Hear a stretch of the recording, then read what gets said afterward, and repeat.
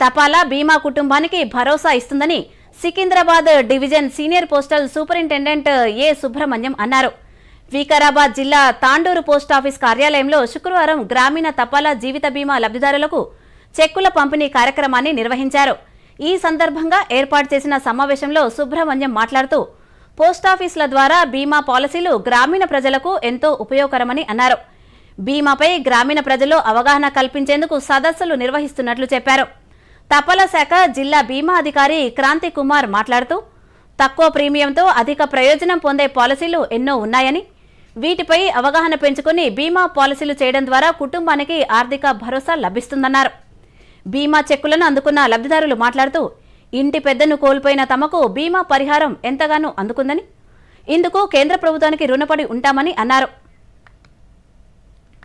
ఈ accident insurance policies అనేవి చాలా మంచివి. యాక్చువల్గా ఎలాంటి యాక్సిడెంట్ డెత్ అయినా కూడా, ప్రాబ్లం వచ్చినా కూడా, హాస్పిటల్ అడ్మిషన్ అయినా కూడా అమౌంట్స్ యాక్చువల్గా వెంటనే క్లెయిమ్ చేసుకోవచ్చు, తీసుకోవచ్చు. మనకి వికారాబాద్ ఐపీపీబీ బ్రాంచ్ కింద ఇప్పటికీ దాదాపు నాలుగు క్లెయిమ్స్ వచ్చినాయి. 4 క్లెయిమ్స్ కూడా ఫుల్గా సెటిల్ చేయడం జరిగింది, ఎలాంటి కటింగ్స్ లేకుండా.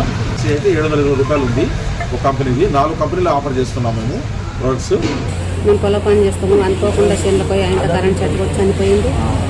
మా అమ్మగారి నా ఇన్సూరెన్స్ కట్టి ఇప్పుడు డబ్బులు ఆ రోజు అంతకుముందే నేను ఐపీపీబీ నుంచి పోస్టల్ డిపార్ట్మెంట్లో ఇన్సూరెన్స్ టాటా ఏజీ నుంచి ఇన్సూరెన్స్ చేయించడం జరిగింది మా ఫాదర్ పైన. అది 3 months తర్వాత మేము క్లెయిమ్ చేయడం వల్ల 45 daysలో మనకి ఇన్సూరెన్స్ అనేది రావడం జరిగింది. ఈరోజు అరుణ అనే అమ్మాయికి తన హస్బెండ్ చనిపోవడం వల్ల తనకు 2 లక్షల రూపాయల చెక్కు అందజేయడం జరిగింది. అలాగే ఇంకోటి చాంద్మి అని సల్బతాపూర్ నుంచి వెళ్ళి కోట్పల్లి తను కూడా ఇలాగ పాలసీ చేసుకొని తను కూడా 1 లక్ష రూపాయల పాలసీ బీమా తీసుకోవడం జరిగింది.